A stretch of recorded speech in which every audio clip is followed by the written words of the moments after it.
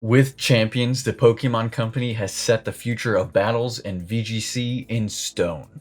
Looking into the details they didn't show in the direct, the harder it is to tell what kind of future that is. They're advertising Champions as bringing battles to everyone, but when you look at the actual mechanics, this might be the most uninclusive Pokemon game ever made.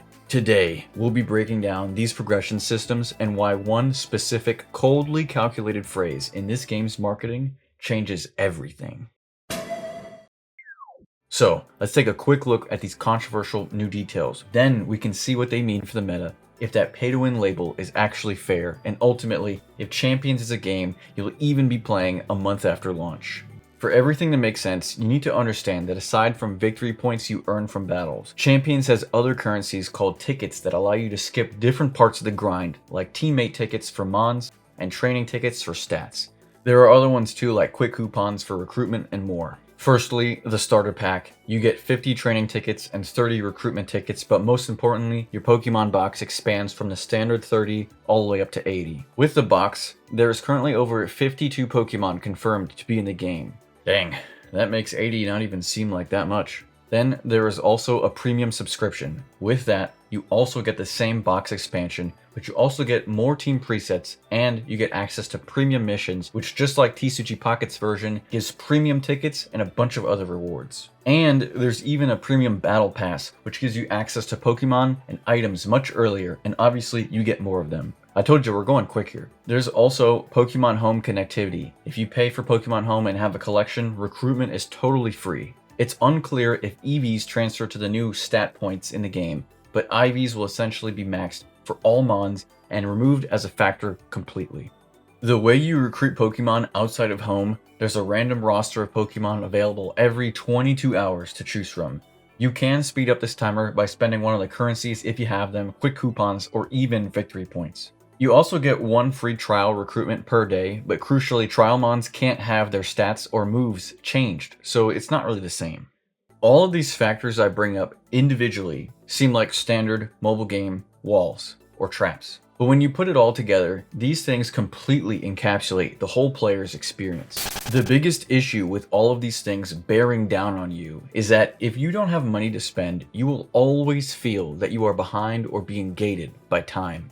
You need to play matches to earn victory points for recruiting and upgrading Mons. So essentially, you're being thrown into the battlefield when you don't necessarily have a team ready. Imagine two friends decide to download the game to battle. One of them spends a bunch of money and gets everything. Top Mons, Megastones, stats, natures, items right then and there. The other friend has a standard set of Mons, unmaxed stats, and no Megastones. At that moment, they are not playing on equal footing, whether you believe the game to be pay to win or not. In fact, grinding out a team or two to use is the whole experience of this game. It just doesn't make that much sense when you're sitting there huffing and puffing on the treadmill this game puts you on while you get blown past by some rich kid who gets everything in an instant and then turns around and dunks on you in a battle with all the Mons, Megastones, and items you haven't unlocked yet because it takes time or money.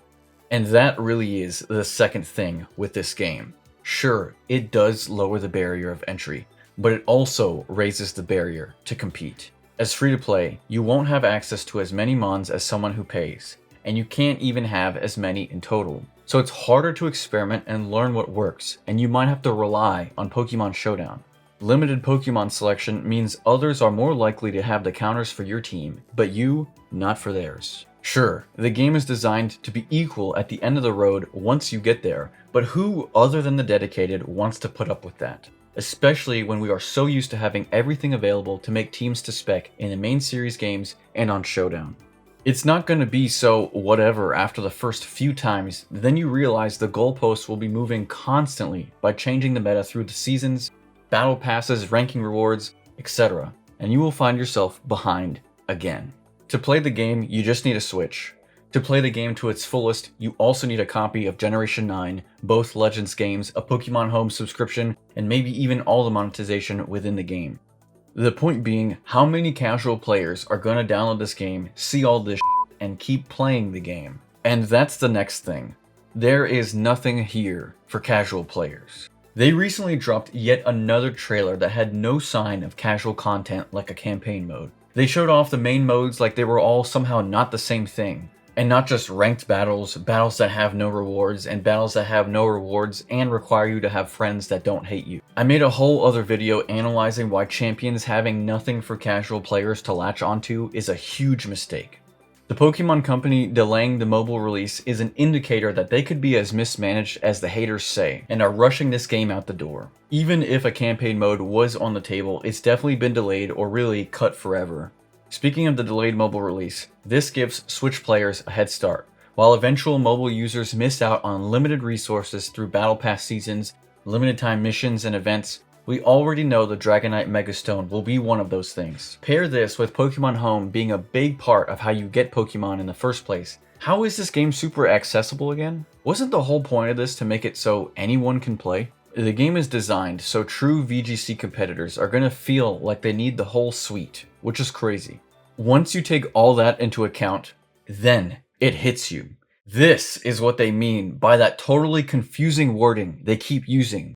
The game is not free to play, but free to start.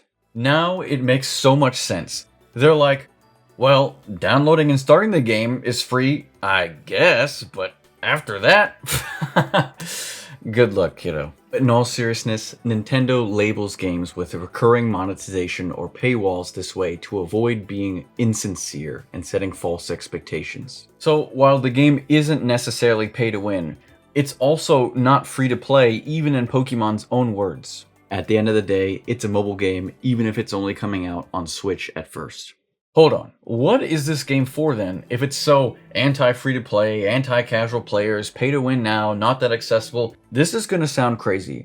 But this whole game is about VGC liquidation. Think about this. The average Pokemon fan that plays the games and the average VGC fan. Does the VGC fan pay anything in addition to get the VGC experience? No. The VGC experience has always been baked into the main games for no additional cost. And of course, Showdown is free, otherwise it'd be long gone. The only extra money they could make from VGC fans is if they attended some events or watched a live stream and viewed an ad. But that's all indirect money. VGC was the last unmonetized bastion of Pokemon. Now, they flipped it to address that very thing. So, how is it that they are bringing battles to everyone? It's simple. They never said anything about competitive battles on equal footing. They're not obligated to say, bringing fair battles to everyone who already has Pokemon Home on their Switch, all the main series games, some spare cash, and suffers from severe FOMO. That would be way too long. This whole thing smells like a corporate suit identifying and filling a gap in the franchise's portfolio. And just like most things with this franchise, the fact that it is a Pokemon game will carry them far. And Pokemon battles at that. That's some serious nostalgia they're wielding that should capture a lot of people. Maybe they were so confident that they just went ahead and lined the game with paywalls, because why wouldn't they at that point? This style of monetization is reminiscent of Pokemon Unite. I called this out in my last video, saying that Champions could make exactly the same mistakes as Unite, whose developers completely switched up and locked new Pokemon and powerful upgrades behind months of grinding just to entice microtransactions. Everyone hated that, and Unite suffered irreparable damage and continues to be a low performer in Pokemon's portfolio. As previously discussed on this channel, there is a ceiling to how much one person can pay in Pokemon Champions. The game isn't like Pocket in that it can just thrive on a few whales emptying their bank accounts. This game will be looking to sell as many subscriptions and battle passes as possible. Losing out on the opportunity for a simultaneous release will absolutely hurt this game. Over-monetizing VGC fans and providing some timed advantages to those who do pay will absolutely hurt this game. Not having content for casual players, so they just uninstall right away, will absolutely hurt this game. And this game is VGC moving forward, as the Pokemon Company wills it to be. The biggest point here is that they are cashing in VGC's long-term growth prospects that have been cultivated for years in exchange for short-term gain. You know that famous debate of when someone wins the lottery and they can choose to get like half the money right away, or get more of it spread out over time and avoid the temptation of blowing it all as many do? This is the Pokemon Company going like, I don't give a f, give me that money now, with VGC.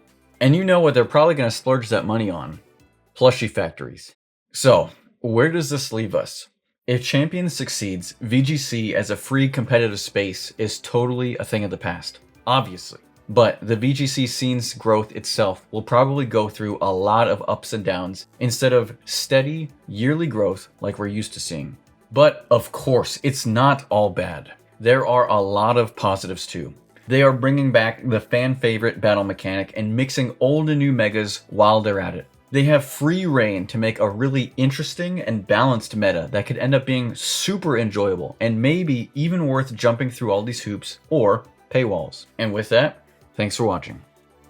Guys, please consider giving me some feedback. It would be really great. It can be on just this video or others if you've seen them. Was the nut showing my face better or worse? Positive or negative, it doesn't matter. I'm a big boy. Thank you so much.